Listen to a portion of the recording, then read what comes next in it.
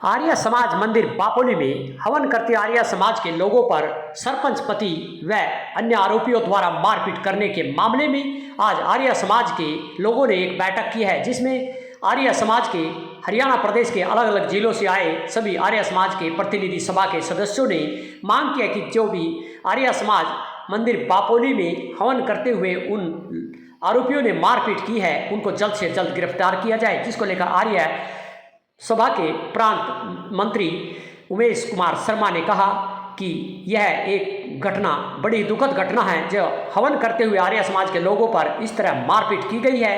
वह सरपंच पति व जो भी आरोपी है उनको जल्द से जल्द पुलिस गिरफ्तार करे और उन पर जो धाराएं लगनी चाहिए थी वह धाराएं नहीं लगी, जल्द से जल्द धाराएं लगाकर उनको गिरफ्तार करके आगामी कार्रवाई के। क्या कहना आर्य प्रांतीय सभा के मंत्री उमेश कुमार शर्मा का, आपको सुनवाते हैं। को नमस्ते।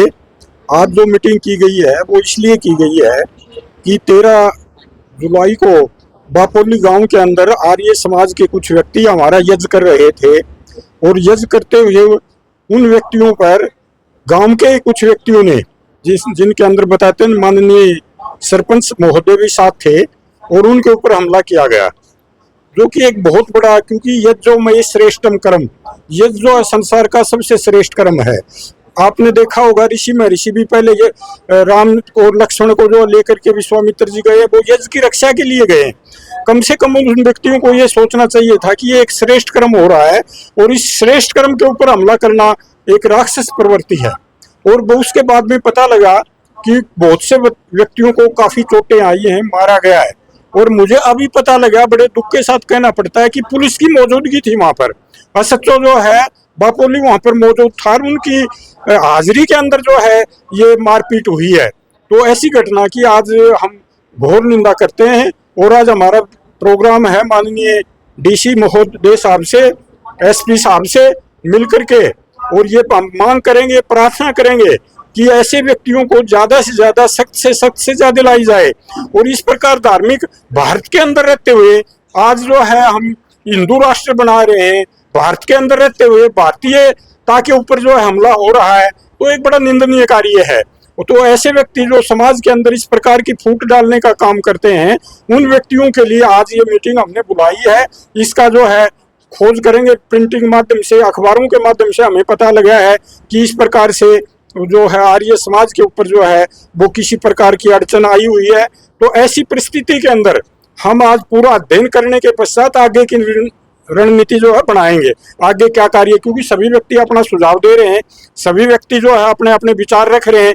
तो ऐसे में इन सब लोगों का विचारों का निष्कर्ष निकाल करके आगे की रणनीति हम बनाएंगे और उसके अनुसार कार्य करेंगे। और हम प्रशासन से ये मांग करते हैं कि ऐसे व्यक्तियों को वो बताया गया कि पॉलिटिकली बड़े मजबूत हैं, ठीक है, बड़ी अच्छी बात है, पॉलिटिकली सभी मजबूत हैं, सरकार बड़ी बढ़िया है, लेकिन जो व्यक्ति जाति करते हैं उन जाति करने वाले व्यक्तियों के ऊपर एक्शन होना चाहिए, ये हमारी मांग है। हाँ, ये अभी मेरे को बताया कोई मामला तो दर्ज किया गया, 2 बच्चे आईसीयू में हैं और वो गंभीर चोटें हैं, उनके ऊपर हल्की धाराएं लगाई गई हैं, 307 इत्यादि जो धाराएं हैं जो लगनी चाहिए वो धाराएं नहीं लगी हुई। तो हम ये मांग करते हैं कि जो जायज धाराएं वो लगाएं और कानूनी कार्रवाई करें और प्रशासन जो है वो ईमानदारी से कार्य करे, हमें कोई इतराज नहीं है। लेकिन इस प्रकार से पक्षपात होगा तो आर्य समाज एक वो ऐसा संगठन है जिसने हैदराबाद निजाम को जो है झुकाया।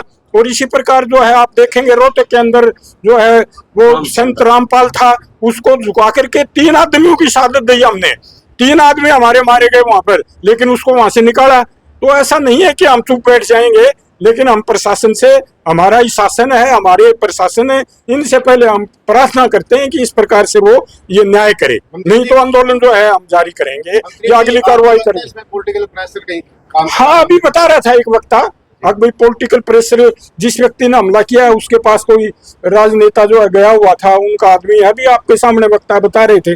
तो अभी इस सारे केस की हम स्टडी कर रहे हैं और स्टडी करके सभी साथियों की राय लेकर, सभी आर्य समाजों की राय लेकर के आगे की रणनीति बनाएंगे। मुताबिक कार्रवाई नहीं की गई इस मामले में तो? हाँ, अभी पता लगा कि भाई हमारे मुताबिक भाई जब 2 आदमी आईसीयू में है, चक्कुओं से हमला हुआ है और उनके ऊपर इतनी हल्की धाराएं लगी जिनकी जमानत हो जाएगी, तो कार्रवाई सही नहीं हुई, वो तो एक खाना पूर्ति है। पुलिस मौजूद थी उस टाइम पे, हाँ, हुआ है, पुलिस भी ये कुछ कर दो। हाँ, बड़े दुख की बात है। पुलिस के होते हुए एसएचओ वहां है और जो है पुलिस वहां है, और फिर भी उनको पकड़ करके एक तरफ नहीं किया, तो ये क्या है? ये तो एक बहुत बड़ा निंदनीय कार्य है कि पुलिस की हाजिरी के अंदर इस प्रकार का जो है घिनौना कार्य हुआ है, पीटे चाकू चले, तो पुलिस ने तो स्वयं संज्ञान लेना चाहिए। मैं तो उनसे एसएचओ से प्रार्थना करता हूँ कि उसको तो ये चाहिए था भाई, ठीक है उनके बस के नहीं थे, ज्यादा लोग थे तो, लेकिन उनके ऊपर जो है अपनी तरफ से उन्होंने धाराएं जो है नोट करनी चाहिए थी, और ये मेडिकल की इंतजार ही नहीं करनी चाहिए थी, अपना एक्शन लेना चाहिए था। एसएचओ के पास पूरी पावर होती है। समाज को गाड़ियां तक उसने दी है। आर्य समाज को, ऐसे समाज को जो सबसे पवित्र समाज है, जो पाखंड के खिलाफ, जो आप ये देखोगे समाज के अंदर बुराइयों के खिलाफ आज कितनी शिक्षण संस्थाएं आ रही है समाज की। कोई भी पाखंड, शराबबंदी हो, गौ हत्या हो, उसके लिए हिंदी आंदोलन हो, उसके लिए देशभक्त आर्य समाजियों ने कुर्बानियां दी हैं, और उन आर्य समाजियों को गालियां दे रहे हैं और पुलिस की मौजूदगी में ज्यादती हो रही है, तो ये बड़ा निंदनीय कार्य है। मैं तो यही कहूंगा, और प्रशासन को तुरंत एक्शन लेना चाहिए, नहीं तो पुलिस को भी पार्टी बनाओगे आप? क्योंकि वहाँ पे पुलिस मौजूद थी, रोक सकती थी उनको। हाँ बिल्कुल, पुलिस को पार्टी अपना आप ही बन गई। पुलिस को पार्टी जब वो वहां पर थी, रोक सकती थी, सारे काम कर सकती थी, लेकिन किया नहीं। क्यों नहीं किया ये पूछा जाए। मैं तो एसपी साहब से कहूंगा भी एसएचओ को बुलाई, पूछो क्यों नहीं एक्शन लिया, क्या कौन सी मजबूरी थी?